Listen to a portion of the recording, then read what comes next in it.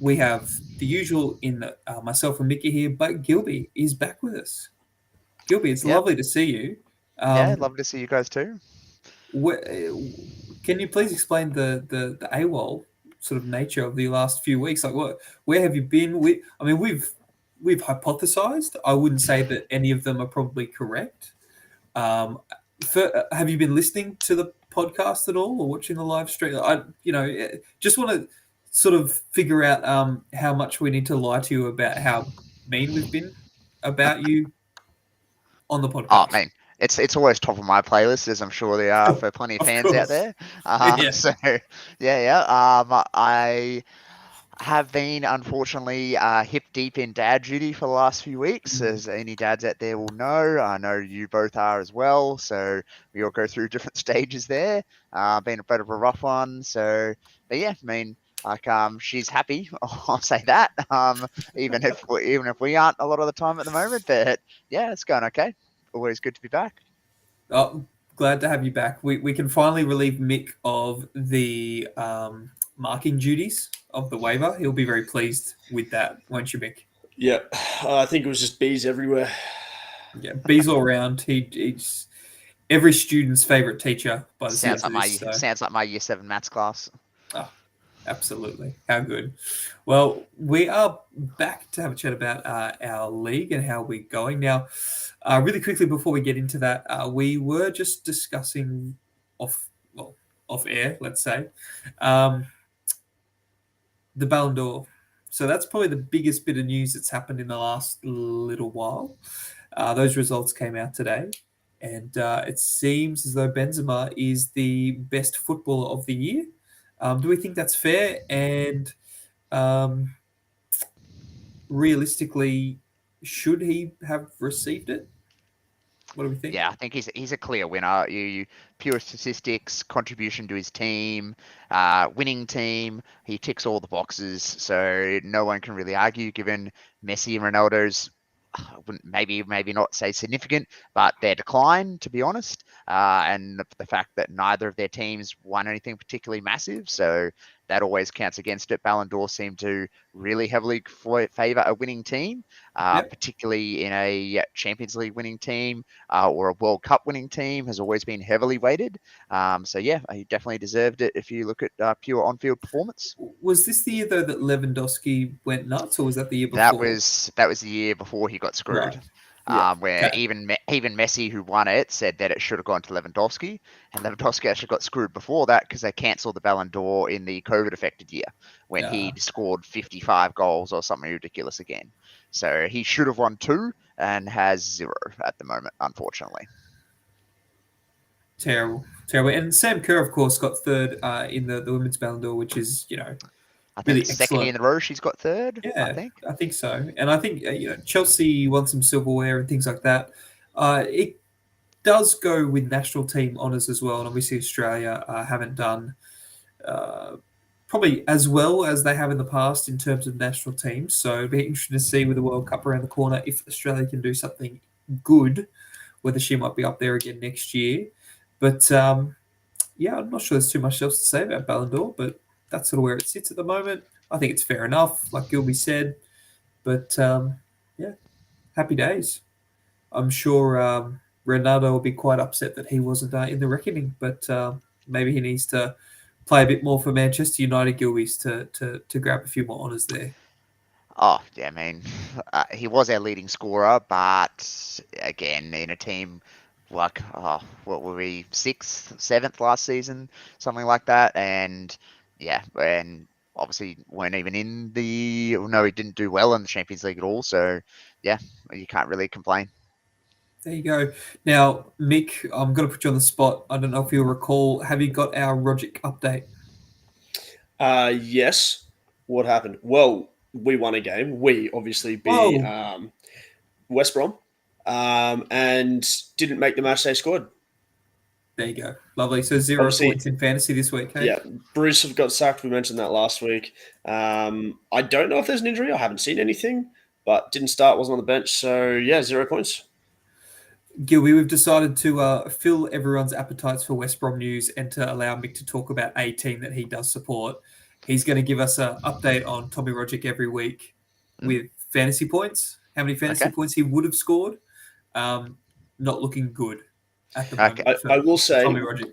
They've gone to a 3-4-3 by the looks of it, which I don't know about you, but doesn't fit Rogic at all. So I don't know where he's going to sit, which it really seems like a pretty common theme for the Socceroos and probably the most important Socceroos at the moment, sitting on benches and not getting minutes where they went places they thought they were going to get minutes. So anyway, that's another pod.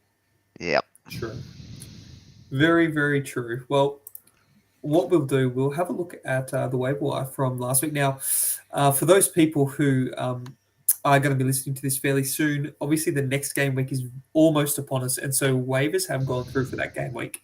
What we will do, however, we will look at the last week's waivers, if that's okay with everybody. So, Gilby, I hope you're ready for this. I am. But hold on one second.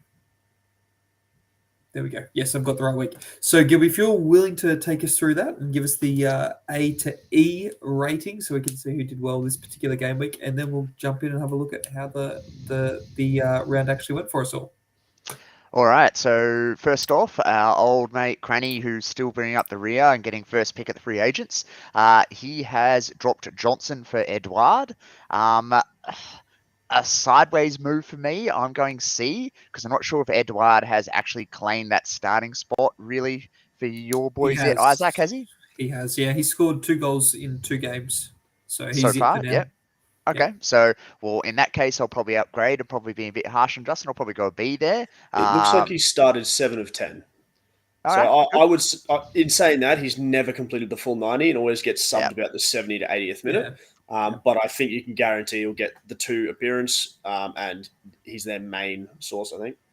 Cool. All right. Well, in that case, it's an upgrade because Johnson is only playing a bit part for Forest at the moment, and Forest have not been good. So I'll go an upgrade there. That's a B. Mick, you were next. You dropped Gray, who's been in and out of a pretty terrible Leicester side, for Bruno Guimaraes, a holding midfielder, a little bit box to box in Newcastle. But given how bad Leicester have been and Gray being in and out, I gave you a B there as an upgrade. Happy with Bruno Guimaraes? Yeah, well, I spoke about it. He obviously got a 15-pointer the week before. I think, there's 2 ways I can look at it.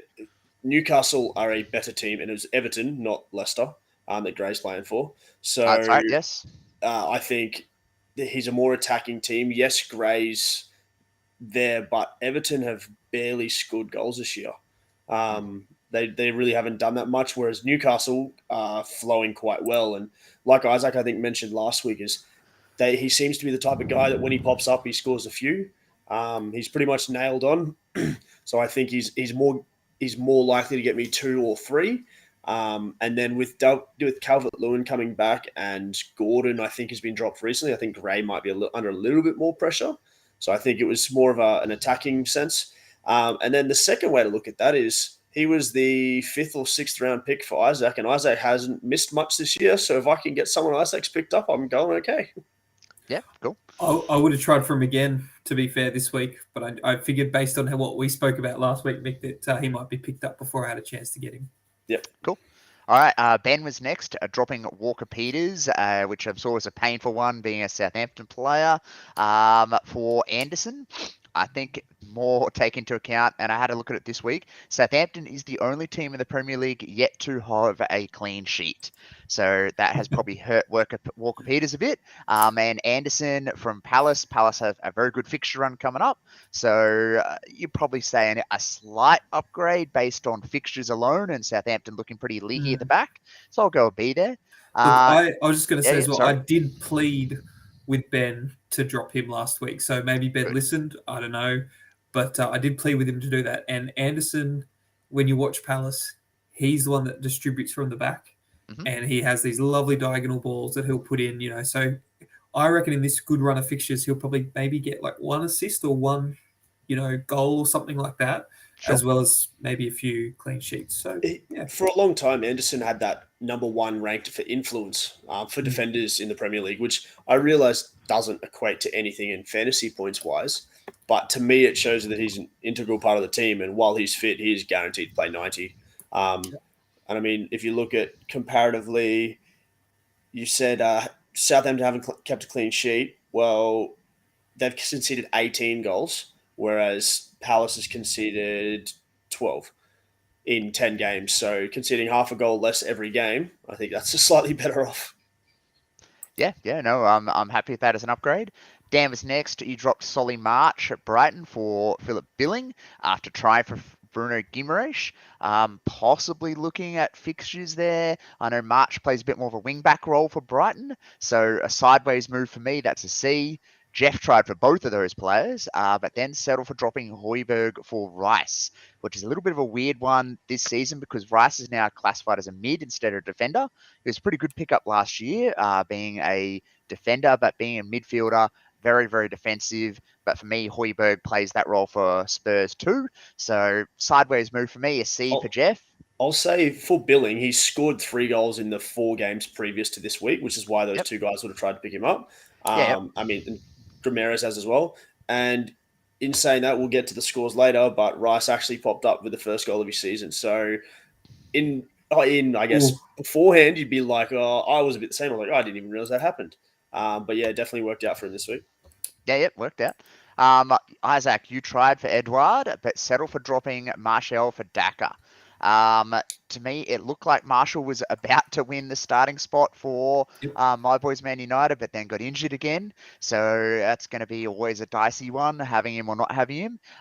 Daka, it looks like that Rodgers still has faith in Vardy, and whether or not he plays with Iheanacho or with Daka or instead of them, I don't know. So probably a sideways move for me at the moment, a C. What do you think there? Why do you go for Daka ahead of Martial? I'm sick of Martial getting injured. When he does play, he will score points, but he just keeps getting injured. So at this point in time, Daka seems to have the start over Vardy. I think he started maybe 3 in a row or something like that.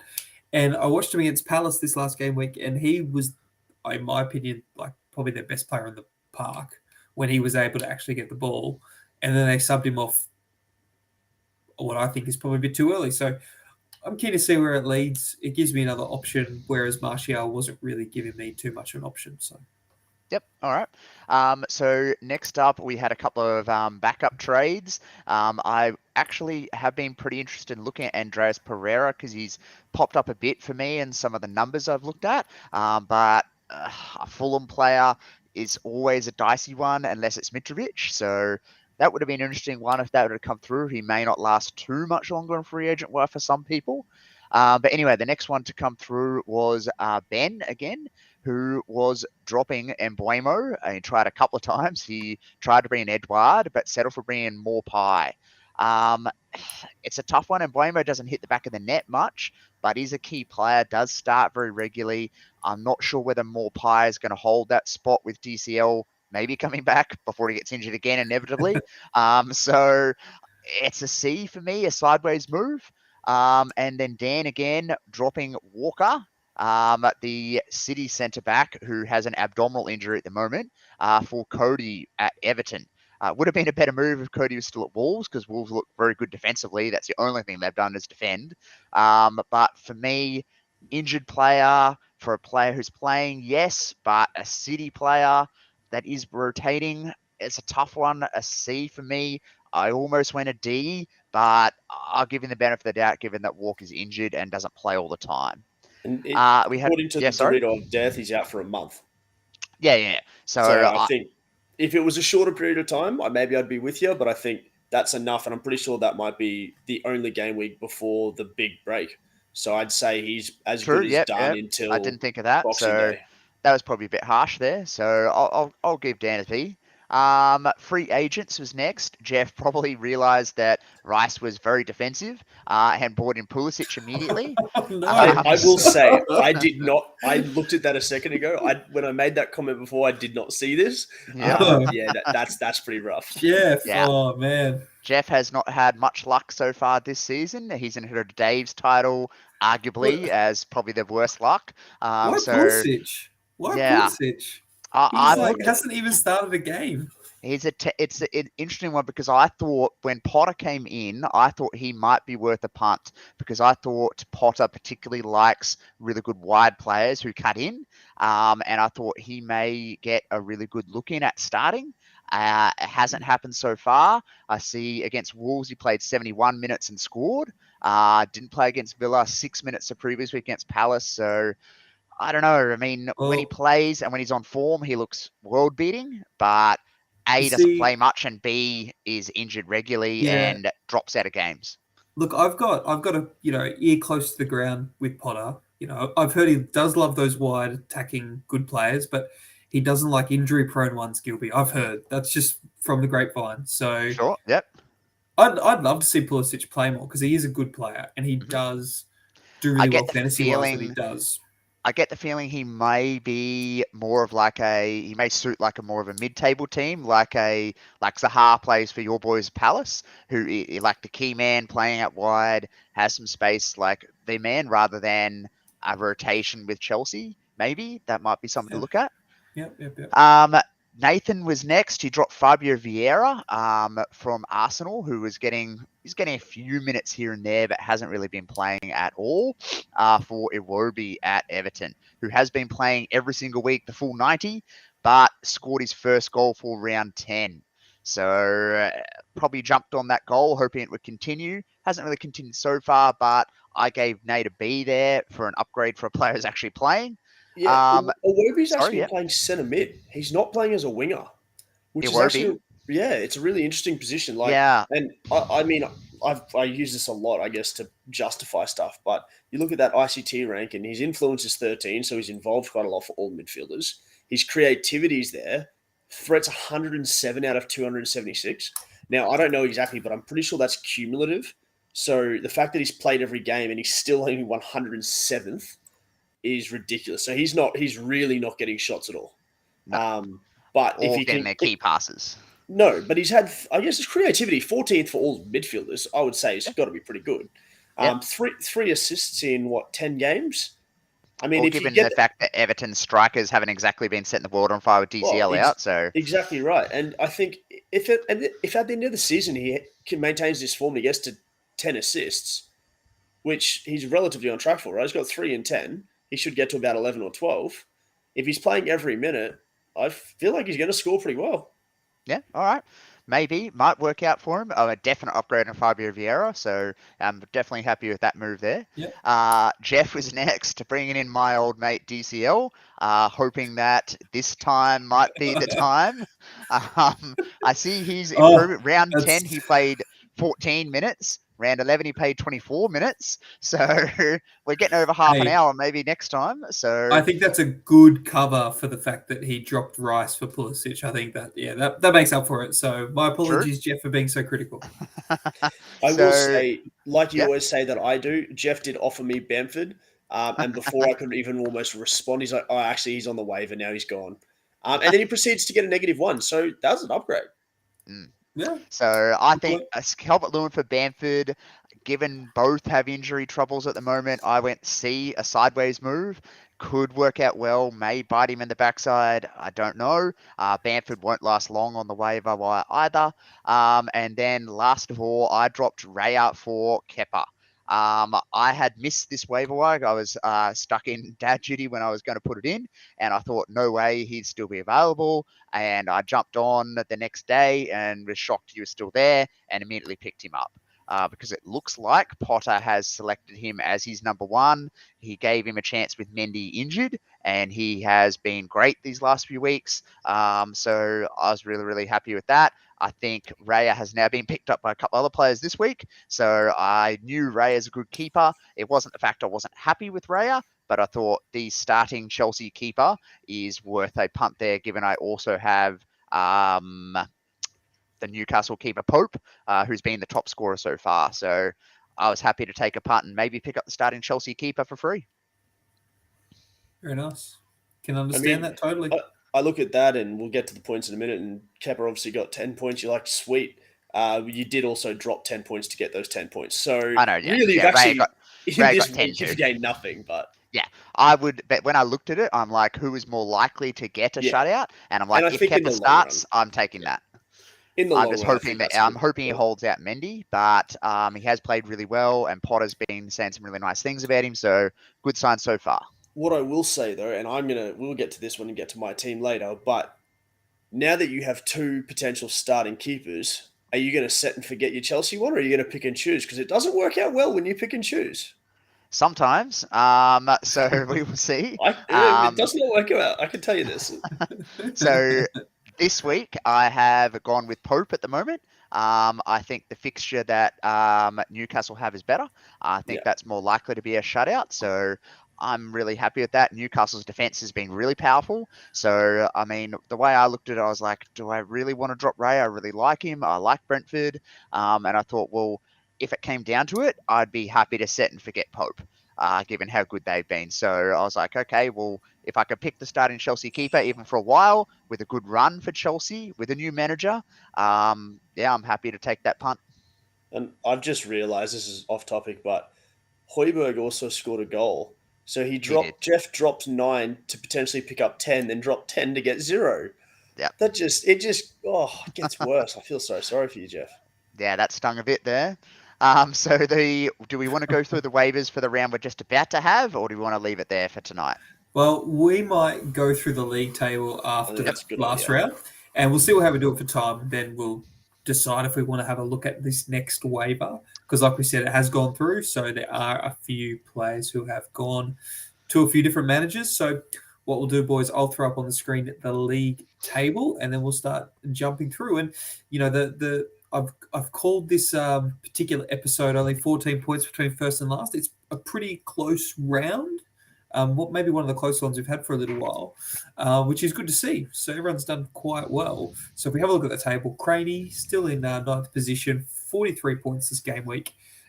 Nathan in 8th with 44 points this game week. Mick, you are in 7th still with 42 points. Ben with 49 points, who actually won this particular round, in 6th. Dan dropped a place, only by 1 point though, 42 points.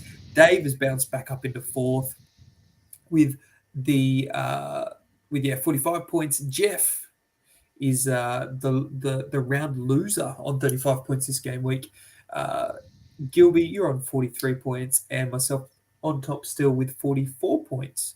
So we may as well have a look at Crady, and we'll go through and we'll have a bit of a look at how he got his 43 points. Mick, did you want to take us through this one? Are you happy to do that? Can do. I guess looking firstly at Craney's team, Gator and goal, 11 points. Van Dijk and Shah both getting 8 and Struijk 2. I mean, when you're getting, 27 points out of 3 of your 4 defenders, you're going pretty well. Across the midfielders, Son and Xhaka, clean sheets. McAllister and Rodri, just appearance points. Up front, appearance points, and then 1 point between Havertz and Aubameyang, which I'm assuming they both, I think they might have even subbed for each other. No, they've just both got 57 and 45 minutes. So a little bit rough there, but 27 across 3 key guys in the back line. Did have Rashford on the bench for 1, which I guess turned into a good call because he didn't start this week. So I assume he'll get started this week. Webster against Brentford, I think it was, get a point for getting 2 goals conceded. But then Kilman, like Gilby said, Wolves defender, did have 6 points sitting there in that last spot. So interesting that he didn't play Kilman against Forest, but he did play Leeds against Arsenal. So I'm not sure if that was just didn't save his team, didn't change it. But pretty good overall. But one thing I was just about to find as well is I think the goalkeepers this round, I think there was some ridiculous, like 6 out of the 20 goalkeepers broke double digits. Wow. And that's got to be a record, right? So 1, 2, 3, 4, 5, 6, correct. And then there was another 4 that got more than 6. Another 5, sorry. So 11 keepers Pretty got 6 impressive. points or more. That's an impressive round. So we've said it's not the year of big at the back, which was last year. Maybe it's a keepers year. Big with the keepers. There we go. Maybe. I like it. Well, speaking of double-digit keepers, that takes us on to Nathan's team. So Nathan, 44 points overall for the game week. You know, really solid return. Like I said, lots of us had solid returns this week. So I'll go through this one. Ramsdale, 10 points at the back there. So I was able to haul pretty well. Varane with 6 points, and then the midfield with Mount on 15. Mount has come alive in the last couple of game weeks, which is good for Nathan. Only with the appearance points and a clean sheet for the rest of his midfield, and then it's his forwards with Vardy on 0 points. Only came on for 25 minutes and then got a yellow card, which is always nice. Diego Costa with 2 points and Welbeck with 2 as well. So if we have a bit of a look, nothing much to write home about on his bench either. So he sort of did maximise his points fairly well with 44. But you got to say that he's got to be happy with Mount actually finally scoring some decent returns. That's a real positive for him.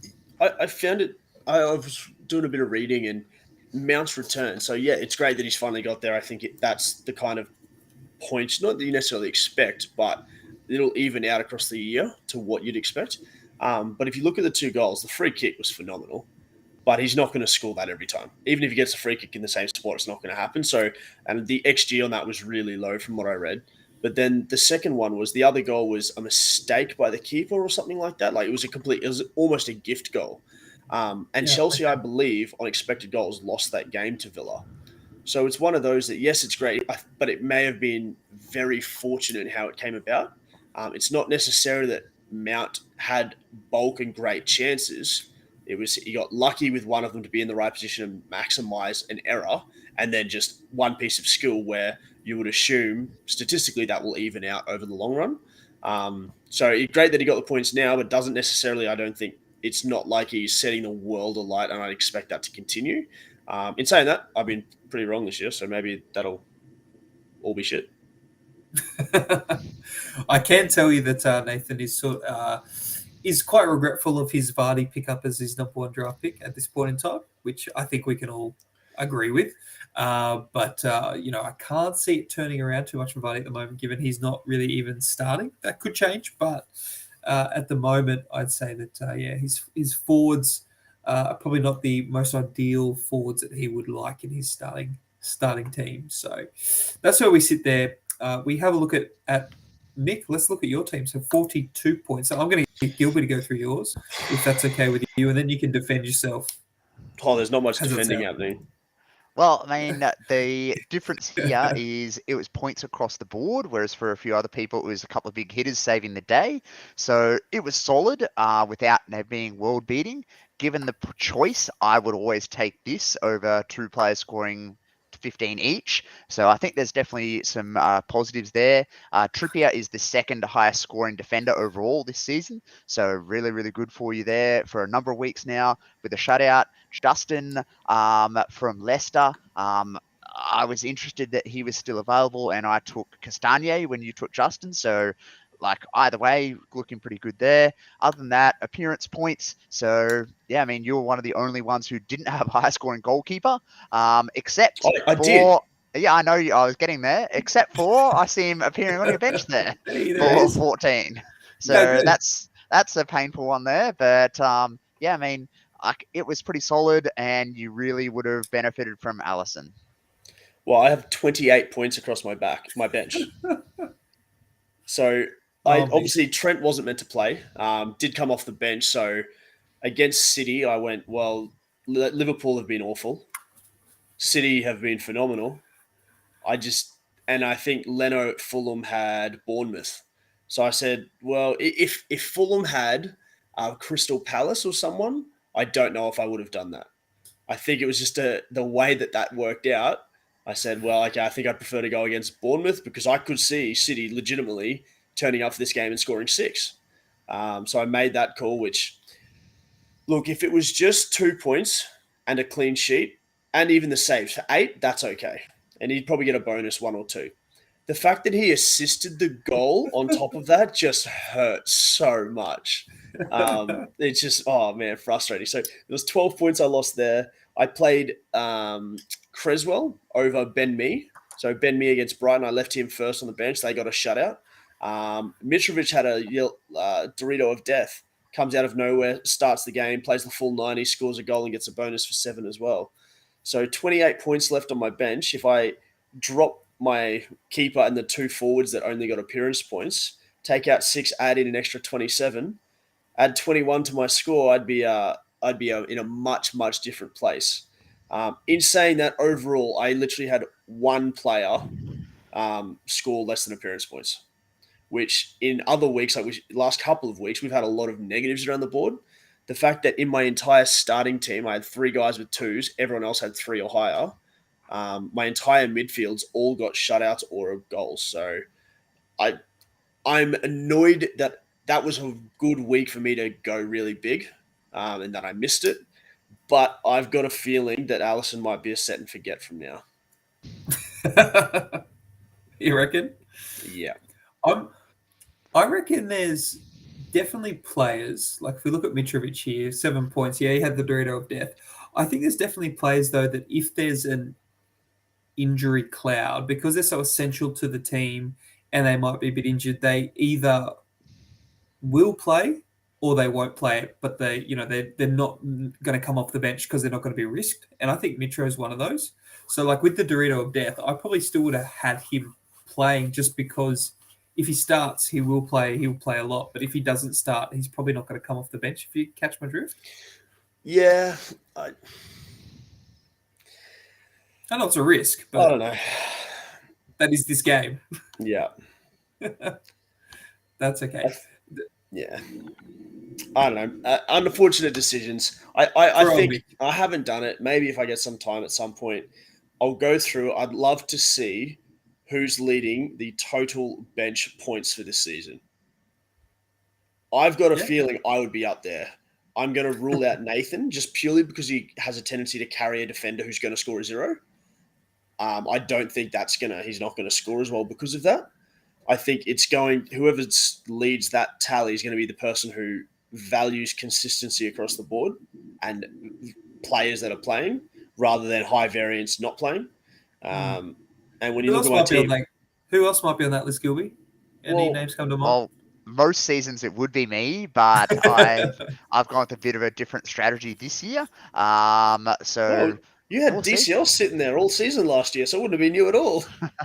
No, I mean this season. So, but we'll see. You look at like a Ben, for instance, who has a Grealish. He's going to get a lot of ones, unless if you play them, that's a different story. But at some point, I'll have a look into that. But I feel like I've done that to myself more often than not, which I don't know whether it's a frustrating thing or not. I mean, the benefit is no one else is getting those points. And it means I'm this close to having a great team. I'm just not picking the right team. Unfortunately, it means it's just pure error, my error, isn't it? True. But another week, I'd be 21 points further ahead, and it would have been a great, fantastic week. But anyway, I still didn't lose ground on top. I lost like 2 points, overall. So, and my squad's in a decent spot. I feel like with this coming week, I've only got one player that's not playing because there is a game that's not happening. And I feel like there's a few other managers who may not field a full team, or if they do, it's a weakened 11. So hopefully it's a chance to make up some points. Yeah, absolutely. No, good point. And we'll look at that, I'm sure, and talk about that in a bit of detail toward the end. So let's have a look at the round leader, which is Ben, 49 points. So no one cracked the 50 this week, but 49 points is a very decent return. And, there is one player who achieved very well, but he got good points across the board. So Henderson with 2. Look at that back line. Thiago Silva, White, Anderson, Davies. I think Davies came off his bench, all getting some clean sheet points there, which is excellent to see. Cancelo would be the big disappointment for him, but unfortunately City did succumb to Liverpool. We've got Sterling, Anthony with sort of shutout points in midfield. And then Solanke, he's been on fire the last few game weeks with 12 points. So that was, a really good haul there for Ben. So all in all, the team's looking really good. He's still got, a pretty decent midfield. None of them really returned this week, but that back line sure did do some good things. So maybe Ben's starting to find a pretty good formula, getting some players who are starting to be in a bit of form, which is, only good for Ben rising up that table. Anything to add, boys? Or are we pretty... Where do we rank... How he's doing? Yeah, absolutely. But where do we rank Paqueta's value? So I think he's had 1 attacking return in 6 games. So literally, he's got a yellow card in the first game off the bench, so 0. 2-2-3-8-2 since then, but has started every game. So is he along the same lines as, say, Grealish, who's also in his team? Who would you prefer out of those two? Where would you rank him compared to, say, a Højbjerg or a Declan Rice? Is he a better asset than them? He's ahead of those two because he's more box to box, more attacking. But I mean, moving to a new league from the French league, it can sometimes go a bit pear-shaped. I mean, ask Nicolas Pepe, who looked great in the French league, but not so good in the English Premier League. But yeah, I mean, I think he's looked pretty good, box to box. So he's never really going to be like like 15 goals a season. All right. But yeah, I think he's definitely worth persisting with. I definitely have him ahead of the holding midfielders, but yeah, not a world beater. But yeah, good enough to be in your team, I think. So they've scored 8 goals in the 6 games that he's played. He's had 1 attacking return. Do you think that's below average? Do you think you'd expect that to pick up in the next 8? He'd have more than 2? I think their whole team has been below average at this point in time. So, well, yes, but if their team scored 8 him. goals, as a percentage of how many goals they've scored, would you expect him to get more than, I guess, theoretically, if there's 8 goals, there's 16 potential attacking returns. And I realize not every goal gets an assist, but he's had 1 out of 16 potential point bundles. I feel like that's quite low, right? Whereas, without looking at it, I'll see if I can bring it up right now. But Skamaka, for instance, which we'll get to in a second as well, who's played in 1, 2, 3, he's got 2 goals in that time, but he also didn't play 3 of those games in the middle. And then, is it Antonio as well, who's also played for them? They've been kind of sharing that role. He's had 2 goals and an assist. Yeah. So I kind of had Paqueta as not a premium necessarily, but in that kind of second rung in what potentially could be, especially with how good West Ham were last year. But is he at that same level? Is he better than a Bowen? No. I wouldn't say so. And like you can look at those stats like that, but you got to remember that his role is different to what Skamaka and Antonio is. So the likelihood of him getting as many attacking returns or even, half the amount of attacking returns is probably low considering you do have Bowen as well. And Bowen's been poor in terms of attacking returns too. So I think if I was Ben, I'm looking at it from Ben's perspective, he's probably not the type of player that I'm necessarily going to be able to trade to someone else to get a better player because at the moment, the stats and the returns don't really give him that the latitude to do so. But I don't think he'd be able to pick up anyone better in the free agency. Oh, I think I would agree with that. Yeah. So I still think he's worth the risk because he's playing. Yeah. In saying that, is he? Well, West you're sort Ham, of saying. It's not necessarily that I think Ben should drop him. I think there's another midfielder that Ben should be dropping first, and I've spoken to him today about this. But I think if you look at I think Eriksen needs to go. Because I've spoken about diversification before, but if you look at his stats, he's done nothing for them. He's played 90 minutes in or as close to 90 minutes in all but one game, I think it is. He's had almost no expected goals in terms of expected assists. Yeah. He's that creative player who hasn't been creative at all. And I realize he's got 2 assists, but he doesn't seem to be taking set pieces to the same extent, or at least not attacking ones.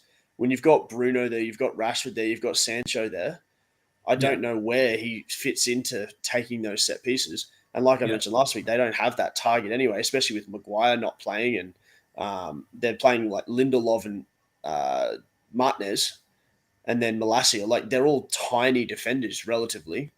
So I don't think that Eriksen really has that much value in this league. So, and I've mentioned a few times that ICT index, top 45, there's 9 of our players. There's 5 midfielders for each. Eriksen, despite having played almost every game, he didn't play against Newcastle, but has played 80 minutes or more in every other game, is 65th for influence out of all midfielders, 41st for creativity, and 46th for threat. So he's only just creeping in for his creativity. And I think we would all say that he's a creative force, is he not? The fact that he's almost not breaking the top 45 despite having played more minutes than the majority of guys in this league, he's got the chance to accumulate it all. He's just not doing it. So I think there's better options out there than Eriksson. And I think he's playing that deeper role. We know that because of the guys in front of him. With Martial coming back, Rashford goes onto a wing. You've got Anthony, Sancho, and Rashford all through the wings. Bruno in there as well, and Ronaldo. Eriksson's not cracking into that top four anywhere. And then you've got Casemiro, who they kept a clean sheet against Newcastle, have been relatively free scoring this year, as well as Fred and McTominay. I don't see where Eriksson comes into that team. His role has been very different. So, I totally get what you're saying. I did see Gilby's ears prick up when you saw the potential of maybe being able to pick up Eriksson from the free agency. So, Gilby, you keen for that? It would depend. I mean, obviously, I'm going to get one of the last goes. So if he pops up, I don't think he would make it to me. But if he did, if he was available, I would look at it. Okay, so right now, would he go into your team for one of your 5 mids, assuming Maddison was playing? Let's get a trade going. Here we go. Not that I necessarily think you would trade him for Maddison, but I look at your midfielder and I'd say, well, maybe Trossard's the one that might drop out for Eriksson. I would argue Trossard's better though and has more upside. At the moment, yes, but I think that Eriksson has the more consistent potential. But it's a dicey call because I've been really happy with Trossard so far. I mean, knowing Ben being a Southampton fan, I'm pretty certain I'd be able to get Ward-Prowse. I personally would be on the Ward-Prowse side of that. Pardon? I personally would 100% be on the Ward-Prowse side. But, yeah, it's a tough one. I really do like Ward-Prowse, but Southampton have been so dodgy that it's a tough one. I mean, I'm looking at Ward-Prowse's scores and reading from the most recent 2-2, 2-1, 2-1-2. Not ideal. Yeah. But I still think that would be the better of the trades. I think Eriksson will definitely play a lot more, given that he is the only midfielder who has looked like capable of actually being a playmaker, because Bruno Fernandes has not been good at all for us in that role and has lost the ball a lot. And the style Ten Hag wants to play, I think Eriksson's importance increases. But yeah, it's a tough one at the moment. If it was a straight pick at the moment, given I've got Ronaldo and Dalot already, I probably wouldn't. But it's a tough one for me. It's a very close call. We can make this happen. Come on, we'll broker a deal. Mick and I will get 15%. It works for both parties. You know, you get a Man City player, Gilby. Ben gets a Southampton player. What more could you ask for? I think it's a goer. Come on, let's make this happen. Let's do it. Let's do it. I think we'll move on. I was just going to say, just to round this up, I was just thinking about the Paqueta situation and that conversation. I think one of the reasons I think West Ham are underperforming is probably because a couple of those key players, like Paqueta, like Bowen in particular, are underperforming as well. So I would suggest that there's still a lot of upside there, and I think that he's gonna hopefully still get some really good returns from that particular player because of that upside, and you just hope that West Ham can sort of find a bit of form. And if they do, it's probably going to be because Paqueta and Bowen, for example, start to lift and have a better output. So I'm keen to see how that goes for Ben and Bowen for myself as well. I've just brought up the free agencies. We actually mentioned Andreas before. Andreas or Paqueta, if you have the choice between the two, do you take Paqueta on potential upside because he's at a better team? It depends on the role they play. I think Andreas is more Premier League proven and Paqueta is higher risk. So it depends on your tolerance for risk. In the long run, I would probably take Paqueta ahead of Pereira. But if you wanted a more short-term guarantee points, Pereira. Because Pereira's played every game, I believe. At least 60 minutes in every game. Majority of them been above 75 minutes. They're literally 11th and 12th on the table. Fulham scored 16 goals to West Ham's 12. Now, we've mentioned West Ham have underperformed. But Fulham are a decent attacking team. They just don't defend very well. So He's a big I part of don't that know too. if I would be changing it. I think, like I said, I would be taking Andreas ahead of Ericsson right now, personally. But I can understand if he made it. I wouldn't be necessarily saying it's a wrong call. It might be matchup specific. If West Ham have a bad run of form, it wouldn't surprise me if he got shipped out. Fair enough. Well, let's have a quick chat about Dan's team. So, look, I can't remember who we're up to, but I'm going to ask Gilby if you wouldn't mind going through Dan's team, if that's okay. So 42 points for Dan. So, like I said, it was a pretty tight week this week for everybody. So really good return there for the 42 points. Where did the... Lovely. There we go. We're back. Now you're back. Hey. Yeah. Got it. All right, so yeah, solid contributors with a few players there. You can see Doherty, Saliba, and Billing all got some good points there, but the main one is Sarr at the back with 14.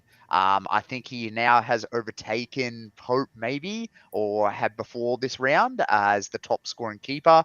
Yeah, I mean, really, really good week for keepers. Yeah, absolutely. And I guess the concern there with Richarlison having gone down injured, they saying he will be right for the World Cup, but I doubt they'd see him too much for Tottenham between now and then. You look at that forward line, Jesus, Richarlison, Firmino looks pretty good. Obviously, a few injuries now with Luis Diaz and Richarlison both injured and out. So it'll be interesting to see with those two players out if he makes a few changes in the next few game weeks to try and get up a few more points. I don't know if he will, but he's going to have to hope Mahrez plays, for example, so he can try and score some more points there. I know that's one thing, and my team has 0 Man City players in it. But guys like Mahrez in Dan's team here, guys like Grealish in Ben's team, frustrate me. Frustrate me when you kind of have to play them every week because you can't potentially miss out. But historically, that I think Gilby might have said at the start, I don't know if you remember it, but was Guardiola one of those guys that used more subs than anyone else? Less Subs. Oh, yeah, well, I guess in that sense then that there's less risk by playing him because he's less likely to come on. But you look at his recent games and he didn't get any minutes, scored a goal the week before that, but then 15, 18, 17 and 35 in the 4 weeks before that. It's pretty rough when you can't even add up to 90 minutes across 4 games.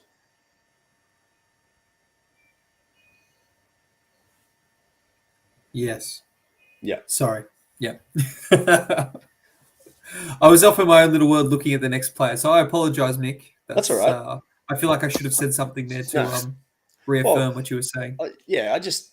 It's a frustrating thing from the manager that has that person, particularly in preseason. The guy was killing it in preseason. Yeah. I think we've all been there before, haven't we? Like I think all of us at some point have picked up a player who, is in that situation.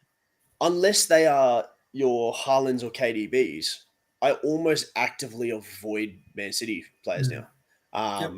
Defenders may be different. Cancelo, Diaz, Edison. Unless there's injuries when I picked up Ake, and I'm not going to hold on to him when there starts to be a bit of rotation risk, which has hurt me because he went out to left back and right back and has done pretty well. But I think there's only about 4 or 5 guys that are almost guaranteed. And even if Haaland doesn't start a game, I think you're guaranteed to get your points on the weeks he is going to start. He's going to start more often than not. So it's one of those that it's frustrating. And I think that really hurts his trade value. So I think Mahrez is one that you're going to struggle to get anything back for him. But you don't want to drop him because he might come around with 15 points next week. So it's a tough one there, especially when right now he's got Richarlison, who could be out until the break. You've got Luis Diaz, who I'm pretty sure has been ruled out until the break. Can he afford to carry another player that may not be playing? He won't get the opportunity to get him subbed in every week. He may be getting a 1 every week. So we know that he's definitely not playing this week because City don't have a fixture. So, well, that is true. Yeah. And nor is Saliba or Jesus or Diaz. Dan is in some trouble. Yeah, absolutely. Speaking of managers in trouble, it may not seem like he's in trouble, but I'm reliably informed that this particular manager has been on holidays and letting the caretaker coach take over, who's been doing nothing in training. So let's have a look at Dave's team. Dave's team in particular, if we have a look, 45 points doesn't seem bad, but let's have a little bit of a look at the team. So Fabianski, 6 points. James, who's now injured, doesn't appear to be going to the World Cup. Bit of a shame there, 0 points. Perisic with 8, Botman with 7. Then we have a look at Odegaard with 6. He's the other big one, and Kane with 9. Not too much to write home about elsewhere, but if we look at the bench, this is where we start to maybe see a little bit of an issue for maybe the upcoming game week or just over a period of time. Sergio Gomez obviously not having a game this particular game week coming up. So Maximum with a red Dorito of death, and Zinchenko with a yellow Dorito of death. Now, people, regular listeners, those one person who either regularly listens or watches the podcast online will know that Dave hasn't been with us for a few weeks. He's been very, very busy with work. And he did message us today to sort of say he hasn't really done all that much with his team yet. He's going along fairly nicely. Mick, do you think he should continue just doing nothing with his team and do really well? Or should he start tinkering and potentially do even worse? I mean, he's coming fourth. Now, I know I spoke to you at the end of last week's podcast. Now, I haven't got these up-to-date details here, Gilby, but without having a look through it, which manager in this league, not including the 2 rounds that we've just the round that's just happened this morning, the waivers, and the waivers you went through before, which manager has made the most waiver free agent trades? Trades that went through or requests? Yes. So accepted transfers. Okay, because if it was requests, then I'm going to say Jeff is probably at the top there. Trades that have gone through. I will say there's actually 2, and there's been 20. Trades that have gone through, I'm going to say Jeff, because he does make some late ones as well, like brings in and then changes. So Jeff would be 1, and I'm going to say Nate would be up there. It was actually myself. I've made 20 as well. Okay. Now, who has made the least? Well, Dave, I would say. How many do you think he's made?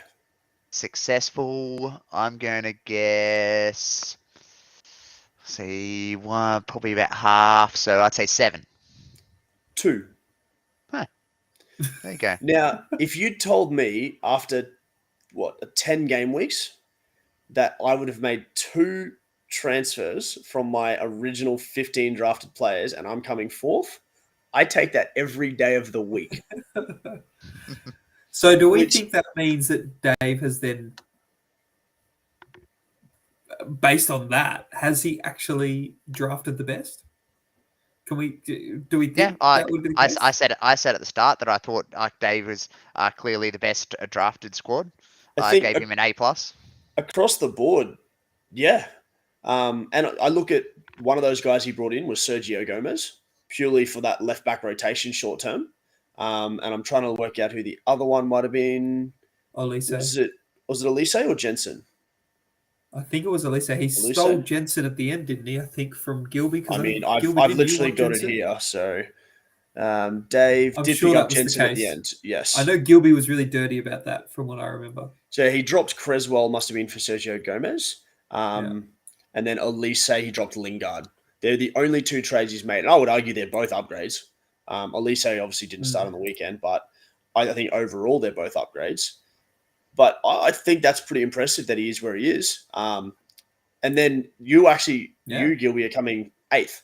You've only made 8 trades in the 9 game weeks. So you've made 6 more trades than the person behind you. So I think credit has to go to Dave with how he drafted. The fact that he hasn't really missed any, you could argue, which has allowed him to not be around as much. But what I was going to say is he could get better because I think Perisic's value is about to go through the roof. I think they changed formation on the weekend. They went to a 3-4-3. Perisic played that more wing-backy type role. Got the clean sheet, got the 2 bonus as well. So I dare say he had a bit of that threat going forward as well, which he's going to need that now, I think, with James being out. But I would say creativity for defenders, Perisic is 4th, threat, he's 14th. So I think he could go really, really well in the coming weeks. And the other thing is with Richarlison being out, with Kulusevski being out, he can play that left wing as well. Imagine having someone similar vein as Kulusevski, Richarlison that gets 6 points for every goal, that gets 3 for every assist, and gets 4 for a clean sheet if they dominate a game as well. Perisic could haul in the next 2 weeks. It really is, isn't it? And then, like, without knowing what Tottenham's fixtures coming up, they've got United this week in Newcastle, so not ideal. Bournemouth and Liverpool, Leeds and Brentford, Villa, Palace. So, I mean, if Kulusevski's ruled out and Richarlison's ruled out, and he can get that game against Bournemouth as well, who knows? But Man United and Newcastle, I mean, I would expect that they could easily win those games to 0, where he could get those type of results. It's not necessarily a given, but I think he could pick up some decent points in the next couple of weeks. Well, someone who wants some decent points would be Jeff. 35 points this game week. Was the unlucky loser in the game week, still in third place. If we have a look at Jeff's team really quickly, those points sort of came, the majority through his back line with Robertson, Dyer, and Martinez, which he would have been really happy with. Salah with 8 points, and then really not too much to write home about otherwise. Jota's seemed to have picked up an injury, which is a bit of a shame for Jeff, being a Liverpool fan as well. And then we have a look at the bench. Absolutely nothing for Pulisic and Isaac, but Burn with 5. So Jeff would no doubt be a bit disappointed, given we spoke about the names that he did pick up and then dropped. 35 points was the lowest this game week, which, we've definitely have game weeks where that isn't a bad score, but just so happens that it is this game week, which is a shame. Can I point out the irony that Calvert-Lewin's the only fully fit striker in Jeff's team right now? I just thought it was funny. And Isak is going to be out until after the World Cup. Now, if we go back a couple of weeks, Isaac, is that trade I made for Trippier, getting rid of Isaac, looking a little bit better now? It's looking a lot better now, to be fair. Okay. Yeah, I mean, there was other parts to that trade, and I got rid of Xhaka, and that didn't work out well. But I think right now I'm happy with where it's sitting. Yeah, no, fair enough. I think you've definitely done well there. So I'm not sure you'd want to make that or take that back at this point in time. So it's probably time to have a look at Gilby. Now, Gilby, you haven't been with us for a few weeks, so I'm going to give you the opportunity to run through your team, to tell us all about it, how it's going. You've been on dad duty. Don't know how much time you've sort of spent tinkering all that much, but maybe that's a good thing. What are your thoughts, Gilby? Yeah, I thought it was ironic that my defenders and keeper saved the day, given all the defending and goalkeeping I've done here lately. But anyway, midfielders and attackers, appearance points only, defense, all shutouts and great performances. So that was really the story of the week for me. As Mick pointed out, really happy with Kepa, but I traded 10 for 10 there. But I do think in the long run I'll be okay. I've really came close to starting Gahey ahead of one of the midfielders. Almost wish I had the 7 there, but yeah, I mean, I was really happy with this week. Is Maddison a big loss? Yeah, it's a painful one because I was really counting on that to be my 11th player, given that I'm carrying some City players, and now he's suspended for a week. So I'm going to be playing with 10 at the moment, unless I change my mind and make another transfer. But the players I'm looking at transferring out, I don't think will be back if I do drop them. So it's a sore point for me at the moment, that yellow card. So we'll see how we go. Could even be forced to play with 9 because Mings is a 75% chance of playing according to this and has a knock. So I may have 9 or 10. Now, I mentioned it last week to Isaac. Obviously, I haven't listened to the pod, but before I say that, it's really frustrating when you beat me by 1 across the entire round, but every single one of my midfielders beats every single one of your midfielders, and I still lose the round. It's frustrating. But Alvarez, are you holding him still? Yes. He'll stay in my team unless there is a 100% clearly better option it's called available Haaland. In waivers. Haaland is a clearly better option. I'm still sticking that with the fact that I believe, looking at his history and looking at the Champions League fixtures piling up, I think there will be at least one injury and there will be at least a couple of rounds where Alvarez starts. And given City's attack is so good, I don't see an upgrade available on Alvarez, even if he spends most of the time getting 0-1. Are you playing him every week? Because you have to, right? No. I'm only playing him if I'm either pretty confident that he is going to start based on Haaland being injured, or I think City's fixture is so good that he can come on for 10, 15 minutes. Like if Haaland's done the business and they're up 3-0, then maybe Alvarez can come on. If I think he's a better option, then yeah, I'm happy. I'm sure that may bite me at some point, but I am happy to hold him given there's no clear upgrades available. Okay. I was about to say, that week you got 12, did you play him? Yeah, you did, which is good. But I wait for the day you choose not to play him, he starts and scores well, and then maybe you have to rethink this. Because like I was saying before, it's flirting with danger if you don't commit to it, I think. Oh yeah, of course. I mean, like same with Ronaldo. Like it's been a couple of weeks lately where I've benched him, which has been painful. I never thought I'd do that, and I'm sure that'll be the day that. I mean, it nearly happened where Marshall got injured in the 28th minute, I think, and he came on. I thought, oh, here we go, we'll score a hat trick, but didn't. But yeah, I mean, that's the strategy I'm following this season. That I'm happy to wear a 0 and a 1 in the confidence that I will pay off with a 12 or 15. Couple of questions from me, and mostly because we haven't seen you for a little bit, Gilby. So, a couple of things with Alvarez. So, would you consider trading him to pick up someone better if you think you could? Like, for example, and tongue in cheek here, DCE has scored a point this week, but you know what I mean. Like, would you consider doing that to try and bring someone in? Because my concern is that you've also got Ronaldo, who, if Martial does get fit and starts playing, may not have too much game time. Mm-hmm. Like, I can't see you dropping Ronaldo, but then I don't know if you can hold both of them on the bench for a long period of time and not pick up the points, if that makes sense. Yeah, I mean, like, if you show me at the start of the season that Ronaldo wouldn't play as much as he has, I wouldn't have got Alvarez. I thought that Ronaldo, if he was still going to be here at the start of the season, I thought he was going to play more. So, Yep. I mean, hindsight, I wouldn't have him. But with the position I'm in now, I think I don't see an upgrade at the moment. So if there is a potential offer out there, maybe. But I am happy that City's attack is so good that I think he will be worth a 15-point round again at some point. And all I need is a couple of those, and it's going to be a really big difference. Okay. Interesting. I mean, it's an interesting tactic. We'll have to see how it goes.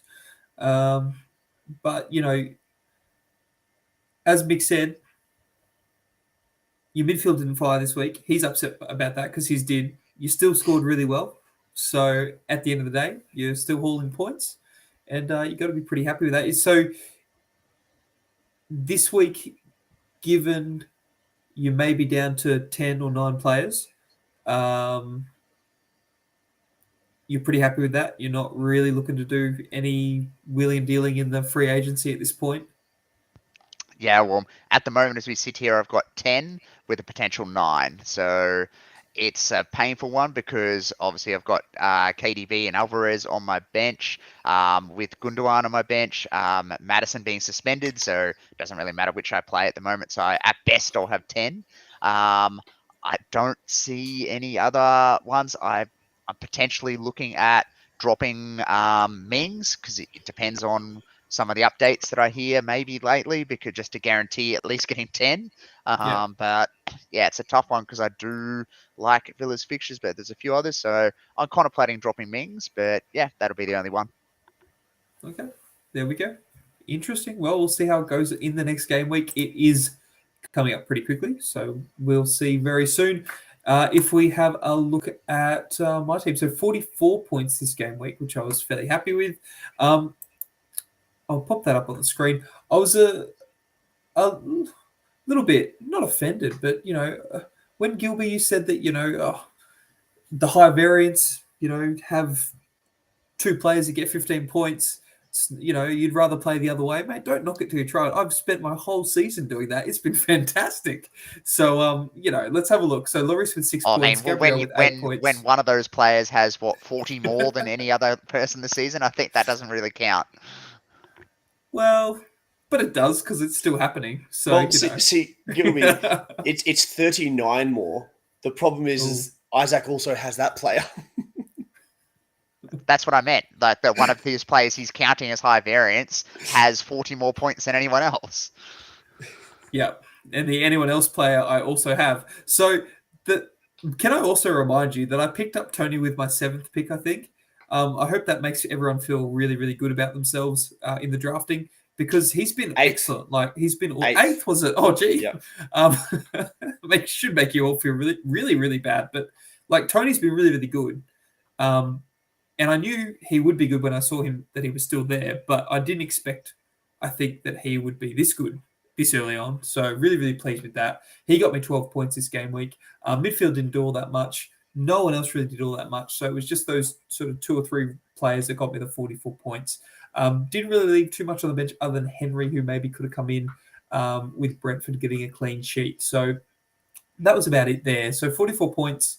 Pretty happy with overall. I'm in a very similar boat with Gilby in that I've got 3 players who definitely won't be playing in this next game week coming up, maybe even a few more. So in terms of what I've done, I've already done a free agents trade, but I won't be doing too much more than that. I've known for a while, obviously, that was probably going to be the case. So that's why I was pretty aggressive in the weeks where there were some other fixture disruptions, trying to get a full team so that I could try and bank some points, knowing that I may lose some points in this round. So, we'll see how that goes. But at the moment, yeah, that's sort of where I'm sitting with the team. So pretty happy with that overall. Any questions there, boys, or are we happy to move on? Let's get on to the waivers that have happened, I guess. Let's get on to the waivers that have happened really quickly. Then we'll have a look at the fixtures coming up this game week. So I'll just quickly go to those waivers. So here they are on the screen. Gilby, did you do some grades for those ones? Did you want to I go did, through? yep. Let's do it. So Justin was first. He dropped Mendy for Raya. It's a risky one. If Mendy does actually come back and win that starting spot, dropping a Chelsea keeper, I'm sure is a bit of a painful one for a Chelsea fan. But I really do like Raya. Really rate him. So, I mean, a playing keeper versus a non-playing keeper, it's got to be an upgrade for a B. Nate tried for Raya, didn't get him. Mick was next, dropped Shay Adams for Bamford. I like that move, given Bamford is still a bit injured, but I definitely rate him as a lot more likely to score than Adams. So Adams is the new Chalobah this year. So we're on Adams' watch. Yep. Next, Dave dropped Sergio Gomez for Shaw. So found some time to make a bit of a move there. Looks like Luke Shaw might actually be getting a bit of a run ahead of Malacia. So a B from me, given Sergio Gomez isn't playing the City. Jeff dropped Pulisic again and brought in Højbjerg again. So he's gone back to a defensive midfielder. It's a tough one for me. Højbjerg has contributed more rather than just the straight defensive midfielder he may be known for. So he has got forward and produced some attacking returns lately. So Number 4 with influence. Wow, that's pretty good. I'll give him the benefit of the doubt and go a B there. Isaac, you dropped Malacia for Dunk. Given he's lost the starting spot, I really do like Dunk. Always pops up some good points. So I like that move. That's a B from me. Very good. There is a free agent trade as well. Yeah, I just decided, I was thinking more about it, looked at the numbers, and I'm like, I can't play with 9, and I do like Leeds have played a fair bit better, like Christensen, gets forward. I thought Leeds were extremely unlucky to lose to Arsenal, got 2 good fixtures, so I'm happy with that. There we go. Yeah, you got to I think it's worth trying to just maximize, make sure you do have as many players as possible in your game week, so it's fair enough, I think. We've got a game week coming up very, very quickly. In fact, it's going to be the morning our time here in Australia. So we will quickly have a look at that game week. I'll just throw this up on the screen here. So we're starting this round with Brighton versus Forest. Then we've got Crystal Palace versus Wolves. From there, we have Bournemouth v Southampton, Brentford versus Chelsea, Liverpool versus West Ham, Newcastle versus Everton, Man United versus Spurs, and then to round things off, Fulham v Aston Villa and Leicester v Leeds. So as usual, boys, do we see any games of note just for out of interest sake or for fantasy points? Gilby, is there anything that takes your eye there? Yeah, I mean, Brentford Chelsea with a Yeah. new manager from that team who's gone across.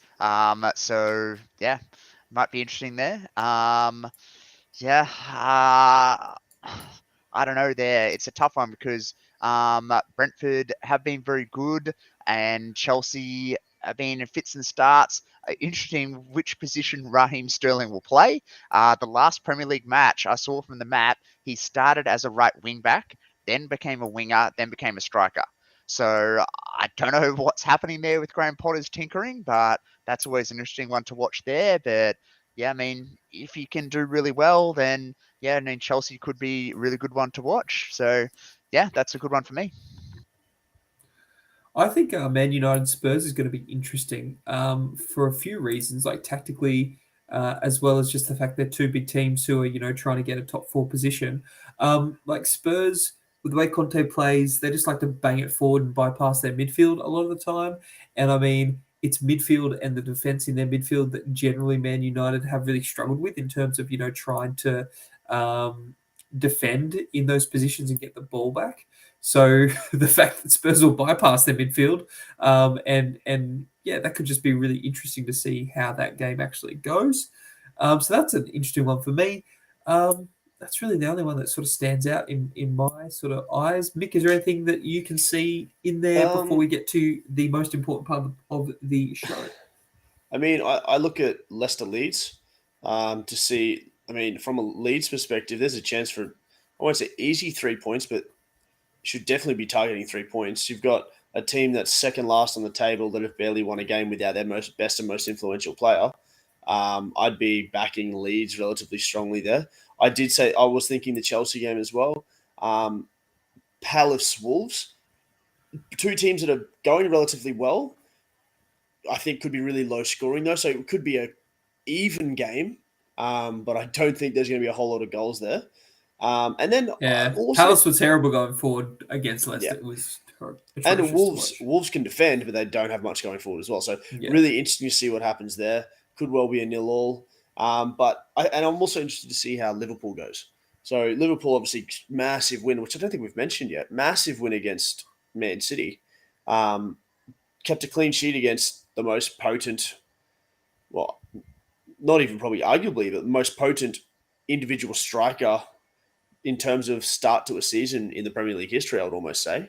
With the exception of maybe Salah in terms of goal involvements last year, but the fact that they kept him to nothing, and then Salah actually came back and scored a goal that I wouldn't go as far as to say they're back, but I think a game against West Ham, who haven't been very good, could be a chance for them to stamp authority and really, I guess, fight their way back somewhere, at least to say they're not going to be easy beats anymore. So that's an interesting one, but I will go to the multi, and I do love how I had this set up. I had this set up so early today that I hadn't even thought about it.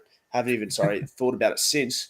Wow, And then Gilby starts his fixtures by slating this dude. So we'll see how it goes. So I was thinking about, I said, who's a player who's underperformed this year that I expected more from? And that was Raheem Sterling.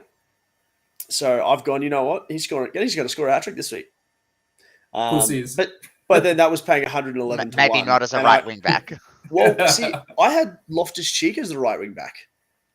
Everything I saw, he started there, and that Sterling was playing up, I guess, as a right wing in front of that. But I guess it depends because Loftus-Cheek can play centrally, so maybe he was in the middle and Sterling was back there. But then you've also got Chalobah, who could easily play as an out-and-out right back in a 4-back formation. So, I mean, they've got a bit of variety there, but I ended up going not for the hat trick because that was 111 to 1. I don't need to win 3 weeks worth of multis in one go, and that'd just be greedy. So I went with Sterling to score 2 goals.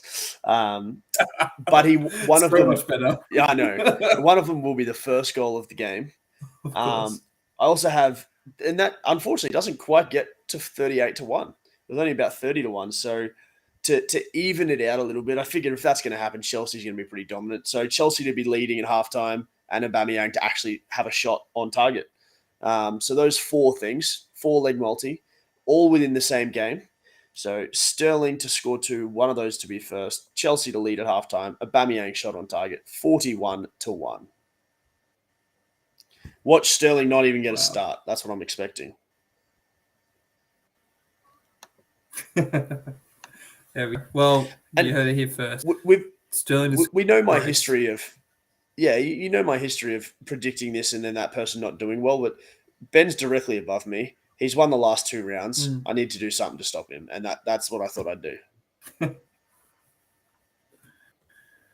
Wow, there we go. I mean, you also have a really good track record of getting all your multis right. So, Oh, exactly. hey, we'll see if it pays off for you. Maybe, yeah, maybe you only can do one or the other. Maybe you can only screw up somebody's round or win. So, both are positives for you, right? Yep. Both are positives. One day. I love it. One day. Well, boys, thank you so much. One day. Thank you so much, gentlemen, for being with us. Gilby's lovely to see you. Lovely to have you back on.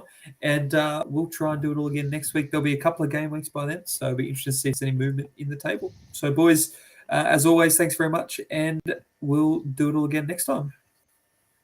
Yep. Thanks, boys. Thanks, boys.